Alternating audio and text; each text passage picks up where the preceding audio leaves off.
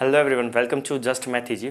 Students, आज के class से हम लोग 2D ज्योमेट्री के जो जेईई मेन के क्वेश्चन आए हुए हैं उसको डिस्कस करना स्टार्ट कर रहे हैं। हर क्लास में मैं आपको एक सवाल बताऊंगा, एक क्लास में हम लोग एक सवाल करेंगे। मैं मीन्स एक वीडियो में एक सवाल होगा। आपको इस वीडियोज़ का प्लेलिस्ट में बना दूंगा चैप्टर वाइज नाम से, चैप्टर नाम डाल दूंगा मैं। जैसे ये 2D ज्योमेट्री का है तो मैं 2D ज्योमेट्री से एक प्लेलिस्ट बनाऊंगा। जैसे प्रोबेबिलिटी का जब सवाल हम लोग करेंगे तो प्रोबेबिलिटी से आपका प्लेलिस्ट बना हुआ रहेगा। तो जेईई मेन में जब से जेईई मेन स्टार्ट हुए टिल नाउ अभी तक जितने भी क्वेश्चन 2D ज्योमेट्री या हर चैप्टर में आए हुए हैं वो चैप्टर वाइज मैं प्लेलिस्ट बनाऊंगा और हर छोटे छोटे वीडियो बनाऊंगा जिसमें कि आपको एक वीडियो में एक सवाल मिलेगा। ठीक है, मान लीजिए आपको ज़्यादा क्वेश्चंस करने हैं एट ए टाइम तो आप अलग अलग वीडियो पे जाके देख लेंगे। ठीक है, तो चलिए स्टार्ट करते हैं आज का वीडियो। आज हम लोग स्टार्ट कर रहे हैं, इस क्लास में हम लोग स्टार्ट कर रहे हैं, पहले 2D ज्योमेट्री का क्वेश्चन स्टार्ट कर रहे हैं। ओके, तो 2D ज्योमेट्री का ये जो सवाल है 2020 में आया हुआ ये क्वेश्चन था। अच्छा हाँ, मैं जो ये क्वेश्चंस हैं, क्वेश्चंस का मैं पीडीएफ भी जैसे 2D ज्योमेट्री का क्वेश्चन है तो 2D ज्योमेट्री के क्वेश्चंस के पीडीएफ मैं अपने डिस्क्रिप्शन में डाल दूंगा। आप लोग वहां से डाउनलोड करके क्वेश्चन लगा सकते हैं, और नहीं होगा तो आप प्लेलिस्ट में जाइए, मेरे प्लेलिस्ट में जाइए और वहां से उसका सॉल्यूशन देख लीजिए। ओके, तो पहला क्वेश्चन है, देखिए फर्स्ट क्वेश्चन है, ये स्ट्रेट लाइन टॉपिक का है ना। 2D ज्योमेट्री में भी, अच्छा 2D ज्योमेट्री में क्या क्या हम लोग पढ़ते हैं? स्ट्रेट लाइन पढ़ते हैं, सर्कल पढ़ते हैं, पैराबोला पढ़ते हैं, हाइपरबोला पढ़ते हैं और एलिप्स पढ़ते हैं।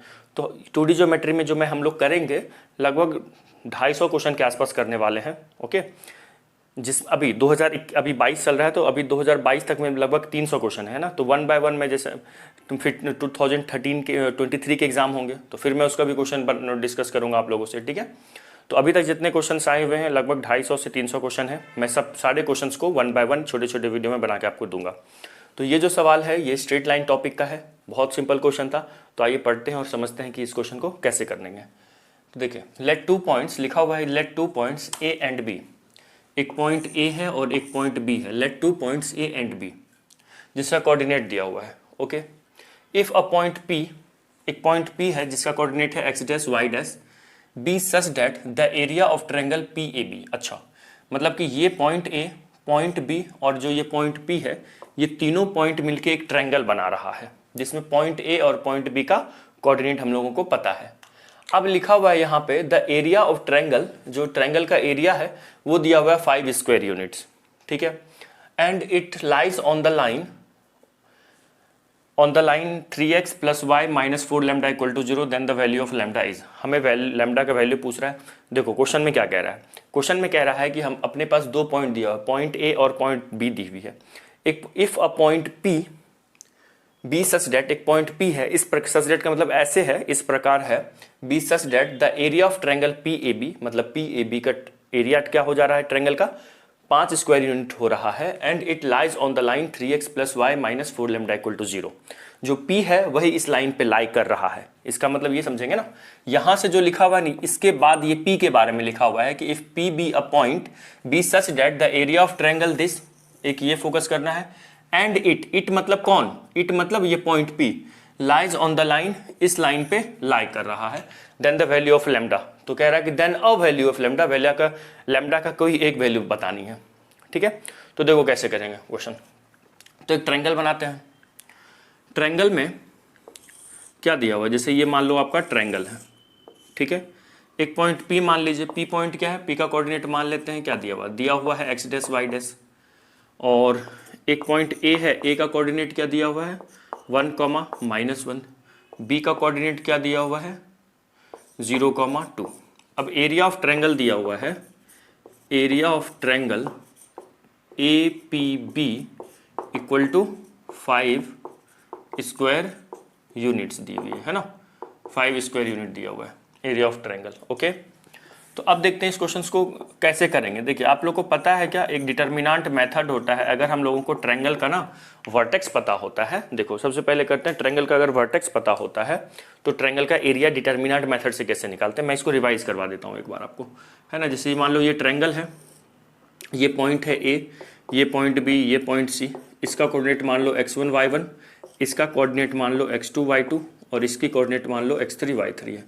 ठीक है, तो यहाँ से जो एरिया ऑफ ट्रायंगल होता है, एरिया ऑफ ट्रायंगल ABC जो होगा वो होगा हाफ ऑफ मॉड, ये मॉड है और उसके अंदर determinant x1 y1 1, x2 y2 1, x3 y3 1, ये x1 y1 क्या है, x2 y2 क्या है, x3 y3 क्या है। तो student x1 y1 x2 y2 और x3 y3 क्या है, इस ट्रायंगल का क्या है, वर्टेक्स है, वर्टाइसेस है ना। जैसे x1 y1 क्या है, a का वर्टेक्स है, x2 y2 क्या है, b का वर्टेक्स है, वर्टेक्स b का कोऑर्डिनेट है, और x3 y3 क्या है, वर्टेक्स c का कोऑर्डिनेट है। तो इसका डिटर्मिनेंट वैल्यू का मॉड लेना। अच्छा, मॉड क्यों लेना है कि अगर निगेटिव में आ जाएगा तो आप उसको पॉजिटिव में कन्वर्ट कर सकते हैं। क्यों? क्योंकि एरिया कभी भी निगेटिव नहीं होता है, मॉड इसलिए लगा हुआ है।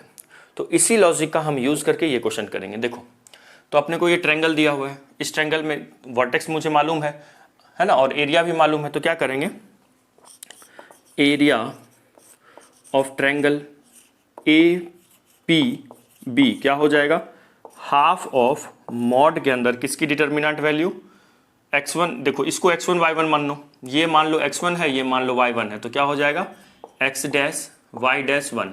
इसको x2 मानो, है ना, इसको y2 मानो, तो यहाँ पे क्या हो जाएगा 1 -1 1, और इसको x3 y3 मानिए तो 0 2 1, है ना। ये हमारा हो जाएगा, ये है ना एरिया ऑफ ट्रायंगल। हाँ ठीक है, यही दिया हुआ है। और ये किसके बराबर हो जाएगा, 5 स्क्वायर यूनिट इसका एरिया है, तो ये किसके बराबर है, 5 के बराबर है। आ रही है बात समझ में। तो यहाँ से क्या करेंगे, अब इस डिटर्मिनेंट को सॉल्व करते हैं। डिटर्मिनेंट को सॉल्व करते हैं तो ये, अच्छा, ये हाफ उधर चला जाएगा तो कितना हो जाएगा,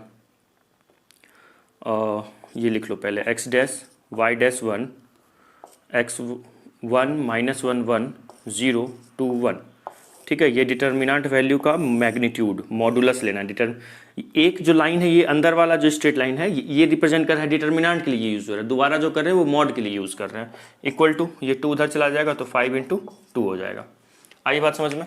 मैं इसको रफ कर रहा हूँ, आप चाहो तो वीडियो को पॉज करके इस फॉर्मूला को लिख लीजिए कि अगर किसी भी ट्रायंगल का वर्टेक्स पता होता है तो उसका एरिया इस फॉर्मूला से निकाला जाता है। डिटर्मिनेंट वैल्यू तो निकालने आती है ना आप लोग को, तो डिटर्मिनेंट वैल्यू बस सॉल्व कर लेंगे। ठीक है, तो चलिए डिटर्मिनेंट वैल्यू सॉल्व करते हैं यहाँ से। अच्छा, यहाँ से अपने को ओके, ठीक है। देखो, तो यहाँ से आप क्या करो, एक काम करो, कॉलम 1 के लॉन्ग एक्सपेंड करो। कॉलम 1 के लॉन्ग एक्सपेंड करने का ये फायदा है कि क्योंकि इसमें एक 0 है ना, तो एक्सपांड अलोंग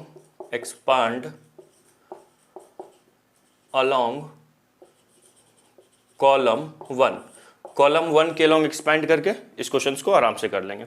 तो यहाँ पे क्या साइन अप्लाई होगा बताइए, आपको पता याद है कौन सा साइन अप्लाई होगा, plus minus plus, plus minus और plus, plus minus plus apply करेंगे तो क्या हो जाएगा, यहाँ से मॉड के अंदर x1 लेंगे तो क्या हो जाएगा, मल्टीप्लाई करते हैं दिस इंटू दिस, तो -1 × 1 -1, और फिर माइनस ऑफ 2 × 1 2।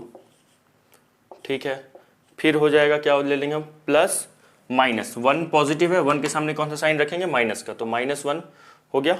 फिर अब इसको डिलीट कीजिए, ओके, और फर्स्ट वाला तो डिलीट ही रहेगा, तो y1 का y डैश का मल्टीप्लाई 1 से होगा, तो यहाँ पे हो जाएगा, एक मिनट, यहाँ पे हो जाएगा y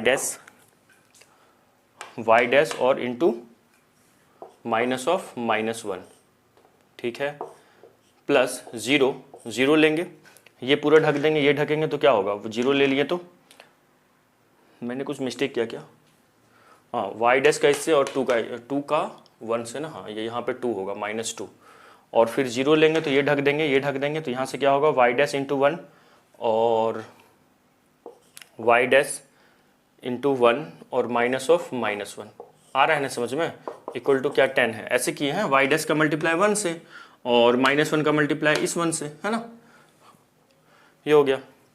तो यहाँ से हो रहा है ये चीज़, ये कितना हो रहा है, -3, तो -3x डैश, यहाँ से कितना आ रहा है, -2 आ रहा है, कंफर्म, और सॉरी -2, -y डैश और ये माइनस माइनस +2, 0 है तो ये तो खत्म ही हो गया, है ना, इक्वल टू 10। तो यहाँ से स्टूडेंट्स आप चाहो तो निगेटिव साइन कॉमन ले सकते हो, तो माइनस अगर मैं कॉमन लिया अंदर में ही, मॉड के अंदर ही, तो ये 3x dash plus y dash -2 हो जाएगा, इक्वल टू 10। अब देखो ये निगेटिव है तो मॉड की वजह से ये निगेटिव हम हटा सकते हैं, तो ये हो गया x dash y dash -2 mod के अंदर कितना हो गया, 10 हो गया। ठीक है, अब देखो ये मॉड हटेगा तो क्या लेंगे, यहाँ पे प्लस माइनस लेंगे, तो 3x dash plus Y dash minus 2 equal to plus minus x 10 हो गया। अब क्या करो, यहाँ से देखिए एक और चीज़ लिखा हुआ है कि यहाँ से ना एक बार पॉजिटिव साइन ले लो। पॉजिटिव अगर हम साइन लेते हैं, ठीक है, कौन सा साइन लेते हैं, अगर मैं यहाँ से पॉजिटिव 10 उठाता हूँ तो क्या हो जाएगा, पॉजिटिव 10 उठाने पे 3x dash plus Y dash minus 2 equal to 10, तो 3x dash plus Y dash equal to 12। तो स्टूडेंट यहाँ पे 3x dash plus Y dash equal to 12 answer आ गया, सॉरी वैल्यू आई हुई है। सुनना ध्यान से, हमारे पास ना 3 अननोन है। अननोन कैसे, 3 unknown, x dash y dash है ना, ये एक अननोन है x डैश वाई डैश, और लैम्डा भी अननोन है, तो लैम्डा की वैल्यू निकालनी है। तो आप ये ध्यान रखिए कि हमारे पास यहाँ पे पॉसिबल नहीं है कि तीनों x डैश वाई डैश और लैम्डा तीनों एक साथ निकल जाए, क्योंकि हमारे पास नंबर ऑफ इन्फॉर्मेशन इक्वेशन कम है। जितने नंबर ऑफ अननोन होते हैं उतने नंबर ऑफ इक्वेशंस होनी चाहिए। तो हमारे पास यहाँ पे क्या है, इक्वेशन कम है, अननोन ज़्यादा है। तो हम लोग क्या करेंगे, थोड़ा सा ना यहाँ पे सोचेंगे हमें कि किसकी ज़रूरत है, वो लैम्डा निकालना है। तो हम लोग एक्स डैश और वाई डैश की वैल्यू फाइंड करने पे जोर ज़्यादा नहीं डालेंगे। तो देखिए पहला तो वैल्यू ये निकल गया, 3x dash plus Y dash equal to 12 आ गया। ठीक है, एक और इन्फॉर्मेशन यहाँ पे दिया हुआ है सवाल में। अच्छा, यहाँ से 12 आ गया। मान लीजिए अब कह रहा है कि ये जो लाइन है, अगर मैं मान लो पहला तो मैंने पॉजिटिव लिया तो ये आ गया, इसकी वैल्यू 12 आ गई। अगर मैं यहाँ से ना निगेटिव वैल्यू लूँ, अगर मैं यहाँ से क्या उठाऊँ, निगेटिव उठाऊँ, तो क्या हो जाएगा बताइए। अगर मैं निगेटिव ले लूँ, यहाँ से निगेटिव ले लूँ तो क्या होगा, ये निगेटिव लूँगा तो क्या होगा, 3x dash plus Y dash minus 2 equal to minus 10, तो 3x dash plus Y dash equal to minus 8। ठीक है, तो ये वैल्यू, ये इक्वेशन मान लो 1 आ गया, इक्वेशन 2 आ गया। ठीक है, अब यहाँ पे क्वेश्चन में लिखा हुआ है,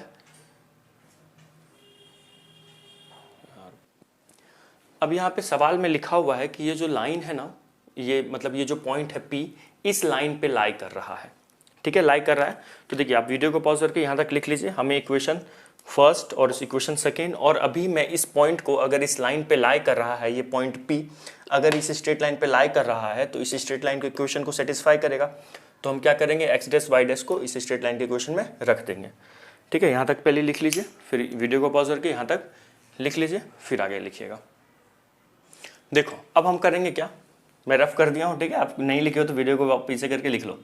देखो नाउ क्या करेंगे, अब हम ऐसा लिखेंगे कि नाउ, देखो ये जो मैं लिख रहा हूँ ना, ये सब तो मैं समझाने के लिए लिख रहा हूँ, इतना नाउ वगैरह है ना, आप जेईई के एग्जाम में तो डायरेक्ट करोगे ना, इतना तो लिखने की जरूरत है नहीं, मैं बता रहा हूँ आपको समझाने के लिए मैं लिख रहा हूँ। Now P x dash y dash lie on line, lies on line, कौन से लाइन पे लाई कर रहा है, 3x plus y minus 4 lambda equal to 0 पे, इस पे लाई कर रहा है ना, तो इसके इक्वेशन को, ये जो पॉइंट है इसको सेटिस्फाई करेगा।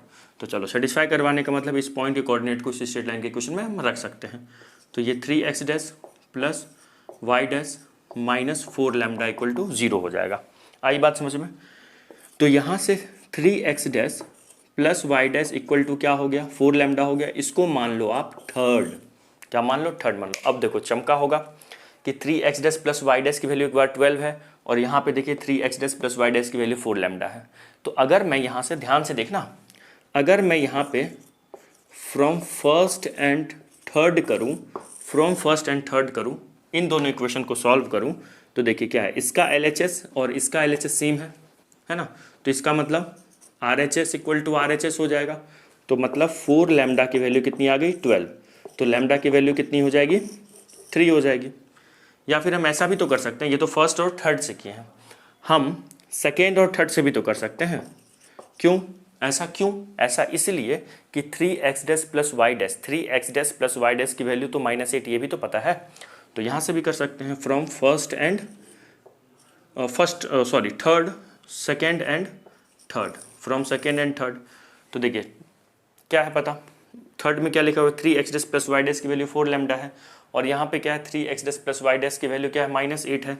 तो ये -8 इक्वल टू 4 लैम्डा, तो लैम्डा की वैल्यू कितनी आ जाएगी, -2। तो लैम्डा की 2 वैल्यू पॉसिबल है, क्या क्या वैल्यू पॉसिबल है, या तो 3 या तो -2। ओके, तो ऑप्शन में देखो कौन दिया हुआ है, 3 या -2, 3 दिया हुआ है ना, answer D is the correct. है ना, लैम्डा की वैल्यू 3, -2 होता तो वो भी हम कर सकते थे, ठीक है ना। तो कोई एक वैल्यू, इसीलिए यहाँ पे लिखा हुआ है then a value of lambda, value की एक कोई लैम्डा बताइए, लैम्डा की कोई एक वैल्यू बताइए। सवाल बहुत सिंपल था, मैंने पहले क्या किया, PAB से जो ट्रायंगल बन रहा है उसका मैंने फॉर्मूला लिखा था, डिटर्मिनेंट वाला फॉर्मूला, इक्वल टू 5 किया, उसको सिंप्लीफाई किया, तो वहाँ से हमारे पास 3x dash plus Y dash की दो वैल्यू आ गई, 3x dash plus Y dash की दो वैल्यू आ गई। उसके बाद मैंने क्या किया, इस p को इस लाइन पे लाई कर रहा है तो इस p को इस लाइन में हम रख दिए, सेटिस्फाई करवा दिए, तो वहाँ से 3x प्लस वाई डैश की वैल्यू 4 लैम्डा आ गई।